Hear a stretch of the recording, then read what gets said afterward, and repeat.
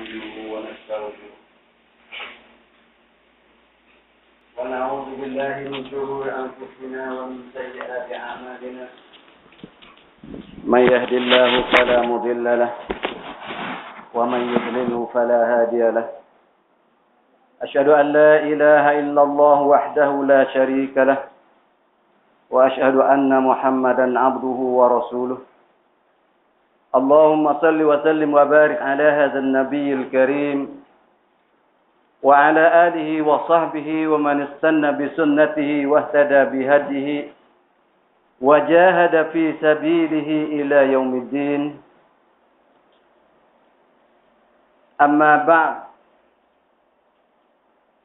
يا أيها الذين آمنوا قوا أنفسكم وأهليكم نارا وقودها الناس والحجارة أعدت للكافرين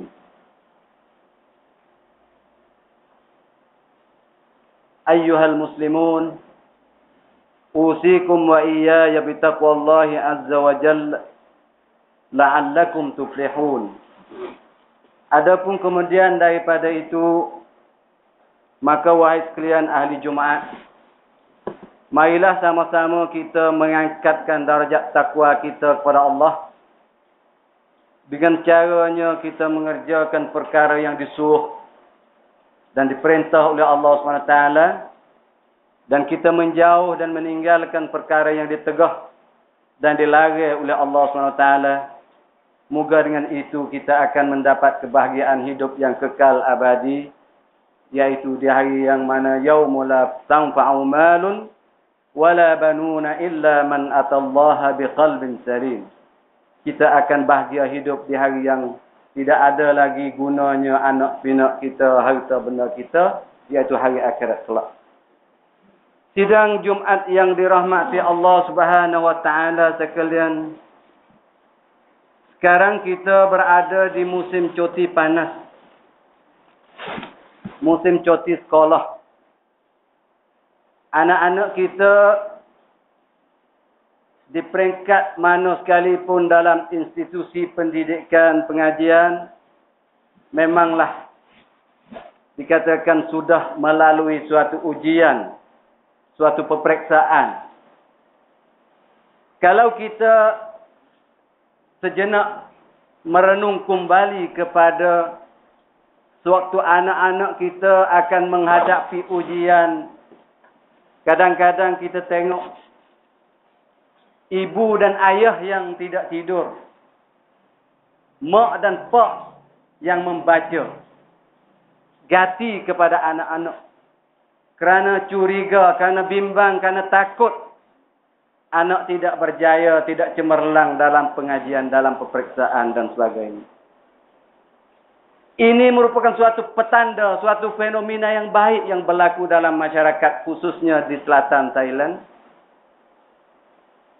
Kalau di zaman kita belajar, satu batu, dua batu, gatih kaki, gatih bersikap, berjalan kaki, ibu dan ayah tak pergi ambil, tak pergi hantar. Tetapi sekarang pergi ambil, pergi hantar kerana bimbang. Dan memang kerana mengharapkan semoga anak menjadi waladun salihun yada'u lahu.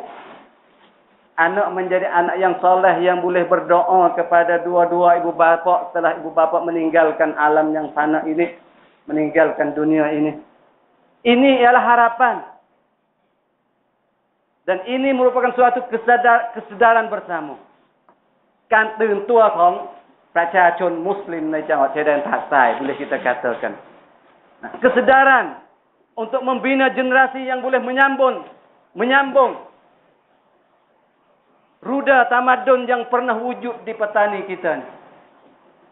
Memang kalau kita tengok kajian-kajian wicai kan seksa hak pakar-pakar akademik sekarang ni mengatakan bumi petani pernah membawa suatu tamadun, kegemilangan, kecemerlangan di suasana dalam bidang pengajian agama.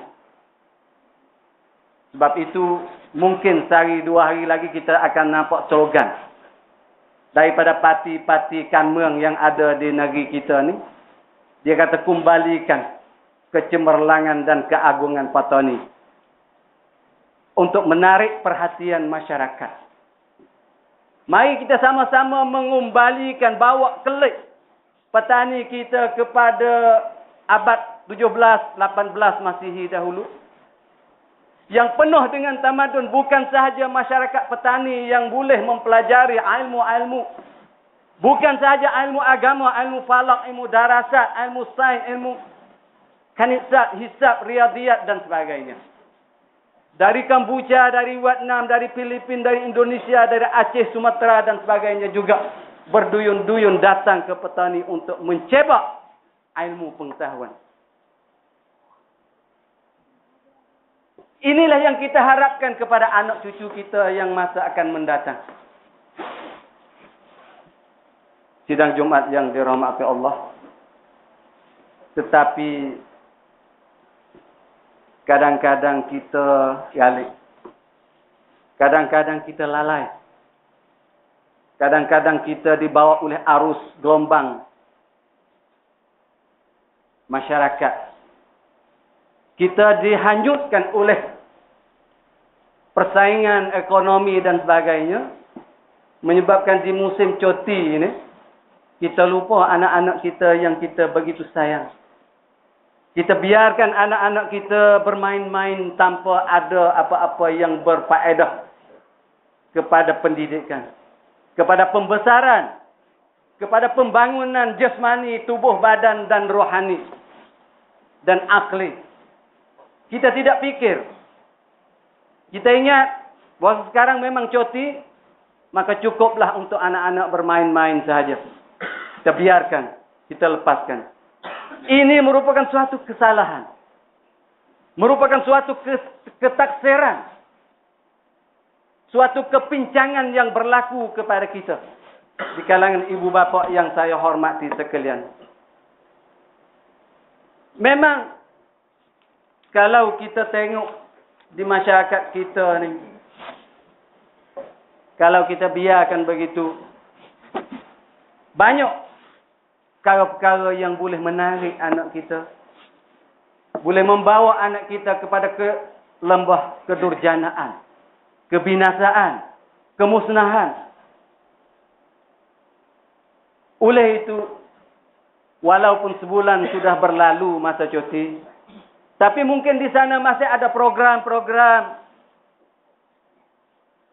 kicakam-kicakam, kegiatan-kegiatan, ataupun aktiviti yang diadakan oleh sekolah-sekolah umpamanya, ataupun oleh badan-badan kebajikan, ataupun oleh institusi pengajian tinggi, fakulti-fakulti, universiti dan sebagainya, untuk membentuk pribadi, diri, jasmani, akli, ruhi kepada generasi-generasi yang masih dalam bangku pelajaran.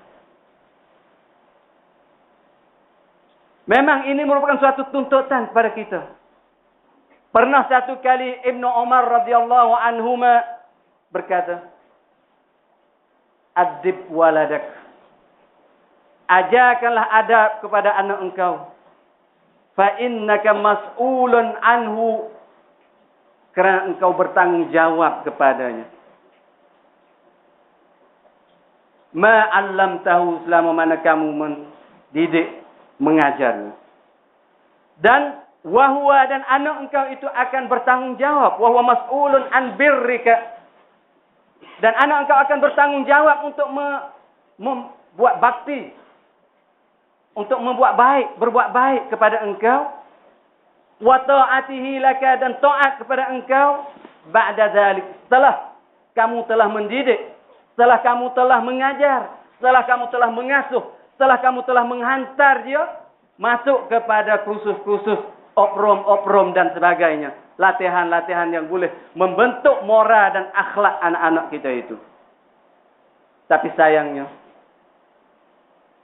apa yang kita tengok sekarang, anak tidak kasih. Anak tidak taat. Anak tidak patuh kepada dua ibu bapa. Siapa yang bertanggung jawab? Tepuk dada tanya iman.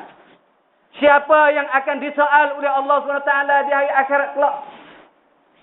Tentang anak yang berkelimpangan. Duk berapa? Kalau di kampung saya barangkali 20 tahun lagi akan datang, kita nak cari orang yang jadi jawatan kuasa masjid. Jangan ke ini. Nak letak jadi kamakan. Bangkai susah. Apatah lagi nak tok email, tok kotek, tok bila cikgu tadika. Itu yang lebih susah. Ini apa yang berlaku dalam masyarakat kita. Apa yang kita tengok, apa yang kita lihat. Walaupun di sana kita yakin bahawa Nabi SAW pernah cerita kepada kita. Sewaktu Jibril datang bertanya kepada Nabi dalam suatu hadis yang panjang lebar. Di antara pertanyaan-pertanyaan Jibril kepada Nabi tentang alamat-alamat kiamat. Tentang kiamat. Mata sa'ah ya Muhammad. Bila kiamat? Nabi menjawab, "Wamal mas'ulu anha bi'a'lami minas sa'il." Bukanlah orang yang kena tanya itu lebih tahu daripada orang yang bertanya. Nabi pun tak tahu. Akhbirni an amaratiha. Kalau begitu cuba mengoyak tentang, cuba kau royak wahai Nabi. Alamat-alamat kiamat tak apa dah. Amaratiha ay alamatiha. Tanda-tanda. Sanjian-sanjian kiamat tu gapo gatik. Nabi royak kata antalidal amatu rabbataha. Bahawa di akhir zaman yang menjadi petanda kepada kiamat, bahawa seorang hamba wanita, hamba perempuan, hamba sahaya tino akan beranak tu be. Antalidal amatu rabbataha, jadi penghulu, jadi ketua, jadi sayyid kepada si hamba itu. Mak beranak tu be, anak jadi ketua, nak tangkan tak boleh. Nak bancakan tak boleh. Nak kontrol tak boleh. Ini suatu kenyataan yang kita tengok depan kita. Ini tanda kiamat yang diceritakan oleh Nabi kita 1430 tahun lepas. Antalidal amatu rabbataha. Anak kita tak boleh nak asuh nak ajar lagi. Tapi tak boleh nak asuh nak ajar ni bila? Masa 2 tahun, 3 tahun, setahun, 5 tahun, 6 tahun tu dah tak boleh kan? Ataupun tak boleh tu apabila umur berapa? Ini patut kita tanya. Sebab itulah, jangan kita rela, jangan kita jam buat anak kita menjadi suatu tanda kepada tanda-tanda kiamat yang banyak itu. Walaupun Nabi sudah menceritakan kepada kita bahawa itu di antara alamat kiamat. Sidang Jumaat yang dirahmati Allah SWT sekalian. Sa'ad bin Abi Waqqas, seorang sahabat yang terkenal dengan rupawan dan hartawan. Kalau kita mempelajari sejarah Sa'ad bin Abi Waqqas juga, ia merupakan seorang pemuda yang tegak. Pemuda yang digeruni. Tapi beliau memberi perhatian kuat kepada pendidikan anak-anak. Beliau berkata, "Kunna kami nu'allimu auladana maghazi ar-rasul sallallahu alaihi wasallam kama nu'allimuhum as-surah min al-Quran." Kami mengajarkan anak-anak kami maghazi, peperangan-peperangan Rasul sallallahu alaihi wasallam. Sama dengan kami ajar Al-Quran. Tapi kita tidak. Jangan ke sejarah Nabi. Al-Quran pun kita tak ada ajar mana. Atagi kata tarika mengepek cikgu tarika pula kalau tak boleh. Nah, kita rumah kita tak pernah tanya. Kita rumah kita tak pernah periksa tengok. Kita rumah kita tidak pernah tengok, turuk tengok dan sebagainya. Inilah di antara kepincangan yang berlaku dalam masyarakat kita sekarang. Sebenarnya anak-anak kita harus menanamkan perasaan besar Allah SWT. Menanamkan kebesaran Allah SWT. Menanamkan iman ke dalam jiwa anak-anak kita. Memanglah kalaulah dalam masa mereka menempuhi ujian, kita sangat mengambil berat, tapi kita tidak mengambil berat apabila kita telah selesai daripada ujian dan sebagainya. Sebenarnya, apabila mereka berjaya dalam ujian contohnya, kita tanamkan perasaan syukur pada nikmat. Nikmat Allah SWT. Yakin bahawa pemberi nikmat itu Allah SWT. Wala in syakartum la azidannakum. Wala in kafartum inna azabi la syadid. jika kita mensyukuri nikmat, Allah Ta'ala akan tambah. Tapi di sebaliknya kalau kita kufur dalam arti kata kita tidak mengenangkan nikmat Allah, tidak terima kasih kepada Allah, Allah tak tarik kadang-kadang nikmat yang diberi. Allah tidak sebut dalam Al-Quran bahawa nikmat yang diberi itu akan ditarik kembali. Mungkin di sana ditarik kembali, tetapi Allah memberi satu wawasan, satu wisaitat dalam pendidikan, iaitu inna azabi lasyadid. Sesungguhnya takutlah kepada azab aku. Sesungguhnya azab aku ini amat pedih, amat gerun, amat kuat dan sebagainya. Sidang Jumaat yang dirahmati Allah SWT sekalian.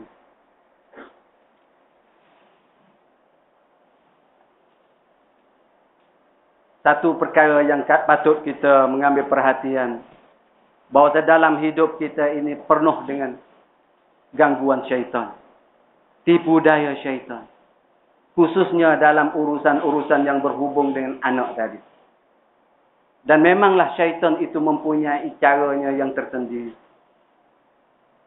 Allah Subhanahu wa taala telah menjelaskan dalam Al-Quranul Karim, "Wa kadzalika ja'alna likulli nabiyyin aduwwa syayatinal ins wal jin yuhi ba'duhum ila ba'd zukhrufal qawli ghurura walau syaa rabbuka ma fa'alu fadharhum wa ma yaftarun." Begitulah Allah Subhanahu wa taala mengutuskan kepada setiap nabi itu musuh, seteru dia. Sama ada seteru itu daripada syaitan-syaitan manusia atau syaitan yang berupa jin. Dan setengah dengan setengah tu pula mengajar di antara satu sama lain. Yuhi ba'duhum ila ba'd. Dia mengajar cara antara satu sama lain. Nah, supaya sentiasa boleh memesongkan umat Nabi Muhammad SAW daripada jalan yang sebenar. Oleh kerana itulah kita hendaklah sentiasa berlindung daripada Allah SWT. Kita minta perlindungan daripada Allah SWT daripada syaitan yang direjam itu. Seperti mana pernah pada satu kali yang diceritakan oleh Abu Dzar radhiyallahu anhu. Abu Dzar berkata, "Ataitu Rasulullah sallallahu alaihi wasallam fi majlisin atala fihi al-julus. Qala faqala ya Abu Dzar, hal sallaita?" Abu Dzar kata, satu kali aku pergi sok Nabi, nampak Nabi duduk menyatok lama. Maka Nabi pun tanya kepada Abu Dzar, "Wahai Abu Dzar, semaya ke tak lagi?" Jawab Abu Dzar kata, "La ya Rasulullah." Qultu la ya Rasulullah. Nabi kata, "Kum farka' rak'atain." Bangun, rokok 2 rakaat. Karena Nabi berada dalam masjid, Abu Dzar masuk, dia duduk tanpa sembahyang sunat 2 rakaat tahiyatul masjid. Summa qala summa ji'tu majlis fajalastu ilaihi. Kemudian sudah aku sembahyang, Abu Dzar kata, aku pergi kepada Nabi. Faqala ya Abu Dzar. Maka Nabi tanya Abu Dzar, "Hal ta'awwazta billahi min syayatinil jinni wal ins?" Apakah kamu telah minta berlindung dengan Allah SWT daripada setan-setan, sama ada setan jin dan setan manusia? Jawab Abu Dzar kata, "Belum." La ya Rasulullah. Tapi Abu Dzar tanya Nabi, "Wa hal lil insani min syayatin?" Ada ke setan manusia yang jadi setan? Yang kita tahu setan jin. Jawab Nabi kata, "Ya, bahkan na'am. Bal hum syarrun min syayatinil jin." Bahkan syaitan manusia ni lebih jahat, lebih teruk, lebih dahsyat daripada syaitan-syaitan jin. Inilah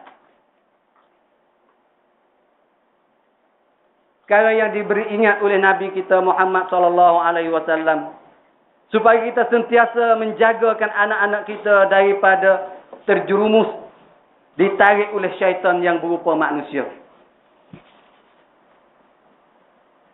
Memanglah dalam perkawanan anak-anak kita mesti pilih, mesti cari kawan yang baik. Kerana almar'u ma'aman ahab. Seseorang ni nak kenal dia, kita boleh tengok kawan dia. Sebab itulah seperti mana datang pada hadis Nabi SAW, suruh cari saing yang baik. Inna masalal jalis salih, diumpamakan kawan atau pegu saing yang baik ini, kahamilil misk, supaya orang bawa bau-bauan. Tetapi di sebaliknya, masal jalis su' kanafi khilqir, seperti orang yang syu api. Orang yang bawa bauan, kalau kita tak bau daripada dia yang bawa, mungkin kita beli daripada dia, ataupun dia beri kita. Ini bandingan yang dibandingkan oleh Nabi kita Muhammad SAW. Tapi di sebaliknya, orang yang bawa api, dia syu api, paling kurang kita bawa sak, Nabi kata. Ini sebagai suatu amaran, suatu cara yang diajarkan oleh Nabi kita Muhammad SAW untuk kita berlindung daripada syaitan yang berbentuk manusia. Dan memang sekarang ini banyak syaitan-syaitan manusia yang sentiasa menarik anak-anak kita supaya keluar daripada garisan yang dikehendaki oleh Allah SWT.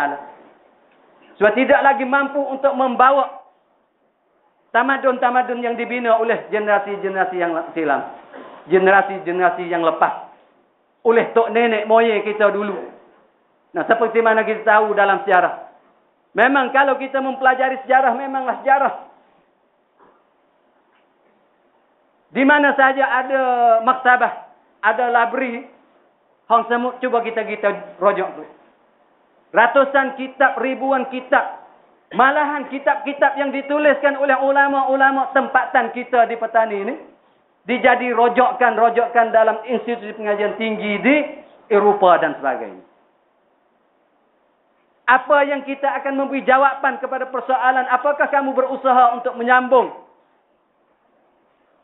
membawa ruda kesinambungan tamadun yang telah pernah wujud di Petani. Memang kalau kita kembali kepada kitab-kitab fuqaha, kita tidak ada jalan lain untuk melepaskan diri bahwasanya kita tidak pernah wujudnya tamadun di sini, ataupun tidak menjadi suatu tanggungjawab bersama untuk kita membangun dan memikulnya dan meneruskan perjuangan untuk membangunkan tamadun itu. Sidang Jumat yang dirahmati Allah SWT sekalian, kembali kita kepada masalah ujian. Kalaulah kita kata anak-anak kita selalulah menghadapi ujian dalam peperiksaan. Tapi bagi orang yang berakal, kata ulama, ahlul uqulul nayyirah wal qulubul wa'iyah, orang yang sedar, orang yang mempunyai pemikiran yang tajam, dia akan sentiasa mengingati ujian yang besar. Ujian ini hanya ujian yang dijadikan oleh manusia sahaja. Fitikan yang dibuat-buat oleh manusia sahaja. Rekaan manusia sahaja ujian di atas dunia dalam perjalanan hidup kita ini, khususnya di sekolah-sekolah dan sebagainya. Tetapi ujian hidup kita ini merupakan ujian yang semar. Tabarakalladzi biyadihil mulk wa huwa ala kulli syai'in qadir. Alladzi khalaqal mauta wal hayata. Allah yang telah menciptakan mati dan hidup. Allah sebut mati itu. Kemudian kita hidup. Apa sebab diutuskan kita ke dunia ini? Liyabluwakum. Untuk menguji, untuk memeriksa. Ayyukum ahsanu amala. Yang mana di kalangan kamu yang paling baik amalannya. Paling elok perbuatannya. Paling bagus kelakuannya. Itu yang dikehendaki oleh Allah SWT. Dan inilah merupakan suatu ujian yang besar. Ujian yang yaumul la tanfa'u malun wala banun tadi. Yang mana kita akan pergi ke padang mahsyar. Ahsanu amala tadi yang akan memberatkan timbangan neraca kita di hari akhirat kelak. Karena dunia ini mazra'atun lil akhirah. Tempat kita nak buat sebanyak mungkin untuk kita ambil hasilan dia di hari akhirat. Maka celakalah orang yang tidak berusaha untuk mendapatkan hasilan itu di dunia ini. Dan Allah SWT berfirman, wal waznu yawma idzinil haqq. Memanglah timbangan, wazan, timbang kilo kita di hari akhirat esok ni benar. Walaupun macam-macam pandangan ulama kata timbang tubuh tak kilo sebelah dengan maksiat-maksiat kita sebelah umpamanya. Kata setengah timbang suhuful amal. Timbang kitab-kitab hak tahun sekali duduk tanda kita ni. Kata setengahnya timbang amalan itu sendiri di akhirat kelak. Tapi memang dia akan berlaku. Faman taqulat mawazinuh. Siapa dia yang berat timbangannya, fa ulaika humul muflihun. Maka orang itulah berjaya. Wa man khaffat mawazinuh, tapi di sebaliknya orang yang ringan, fa ulaika allazina khasiru. Maka inilah orang yang tidak berjaya. Orang yang gagal. Boleh F, boleh D dalam ujian.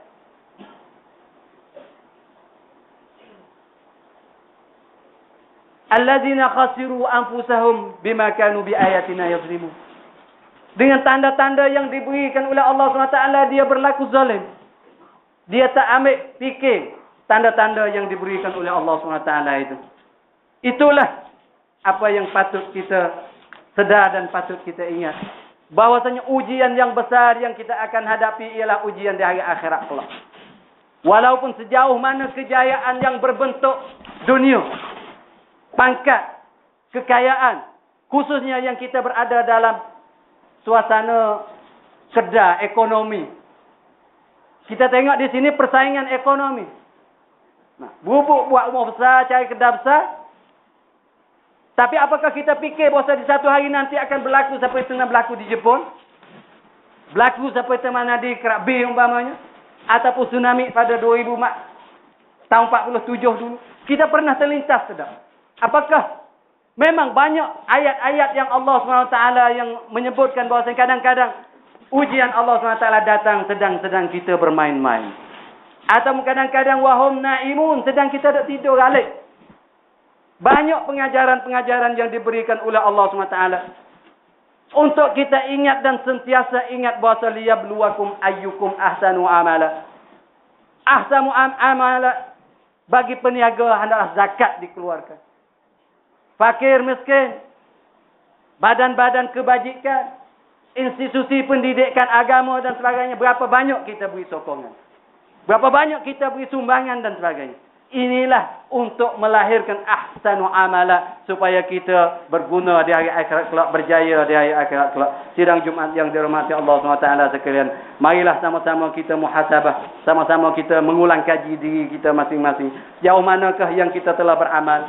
Apakah yang telah kita kemukakan untuk sanakan kita di akhirat kelak? Moga-moga kita akan berjaya hidup kita di akhirat kelak. Amin ya rabbal alamin. Aqulu qouli hadza wa astaghfirullah azim li wa lakum wa ufawwidu amri ila Allah innallaha basirun bil ibad.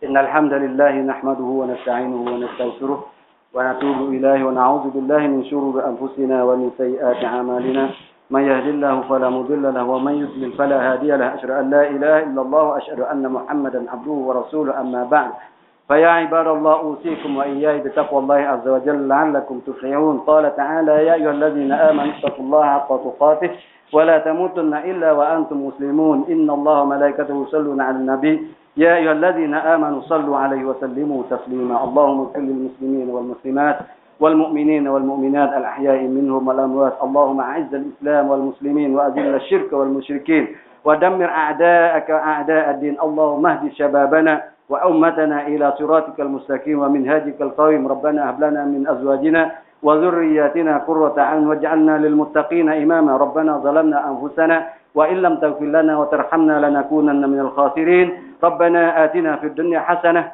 وفي الآخرة حسنة وقنا عذاب النار. عباد الله إن الله يأمركم بالعدل والإحسان وإيتاء ذي القربى وينهى عن الفحشاء والمنكر والبغي يعظكم لعلكم تذكرون. فاذكروا الله العظيم يذكركم واشكروه على نعمه يزدكم واسألوه من فضله يعطكم ولذكر الله أكبر والله يعلم ما تصنعون. أقيموا الصلاة.